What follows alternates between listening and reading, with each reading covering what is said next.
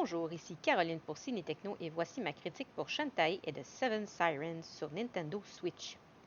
Ce jeu est sorti en septembre 2019 sur Apple Arcade et le 28 mai 2020 sur Steam, Nintendo Switch, PlayStation 4 et Xbox One, seulement en format numérique.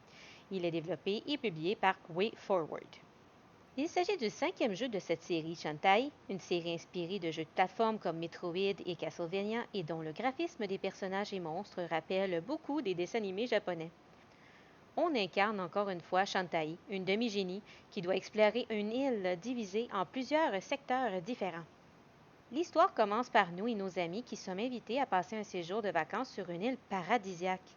Arrivés sur l'île, nous rencontrons le maire de Scuttle Town qui nous demande de participer à un petit spectacle improvisé avec 5 autres demi-génies comme nous pour le festival des demi-génies.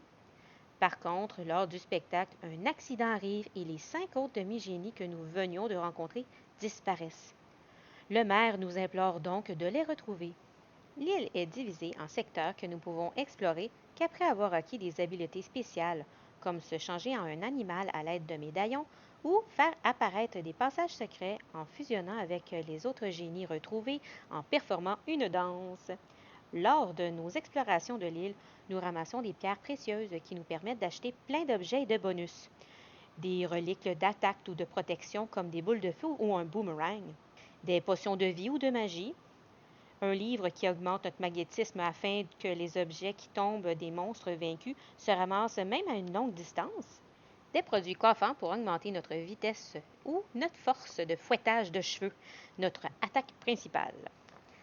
Nouveau dans la série Shantae, dans cette histoire, nous pouvons aussi collectionner des cartes de monstres. Ces cartes, lorsqu'on les équipe, nous procurent des bonus divers, comme remplir plus rapidement, augmenter des dégâts de certaines reliques d'attaque ou d'autres que je n'ai pas encore trouvées.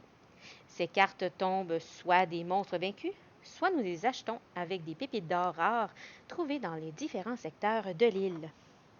Pour augmenter notre point de vie, puisque nous commençons qu'avec 3 cœurs, nous devons trouver des cœurs calmars très mignons cachés un peu partout sur l'île. À chaque tranche de 4 cœurs, nous pouvons aller voir la forgeronne et lui demander de nous forger un cœur additionnel. Elle se trouve dans les villages. J'ai vraiment aimé ce 5e volet de cette série pour sa joyabilité, son graphisme coloré et attachant, ainsi que ses personnages caricaturés qui sont dessinés avec beaucoup de détails et de qualité. J'ai trouvé le début du jeu un peu trop facile et linéaire, mais rapidement nous pouvons explorer à notre façon et à notre vitesse. Ce que j'ai le moins aimé, c'est le temps de téléchargement à chaque zone. Dès que nous changeons de zone, soit en sortant du village, en utilisant la chambre de téléportation ou en explorant un nouveau secteur, nous avons un bon 20 secondes d'attente avant de pouvoir atteindre la zone et de bouger le personnage. Un irritant, mais le jeu est tout de même sympathique malgré tout.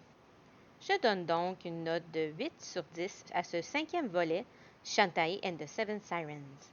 Un très bon jeu de plateforme, plus pour les débutants que pour ceux qui auraient besoin d'un grand défi, mais très divertissant. Je vous le recommande fortement. C'était Caroline, merci et bon jeu!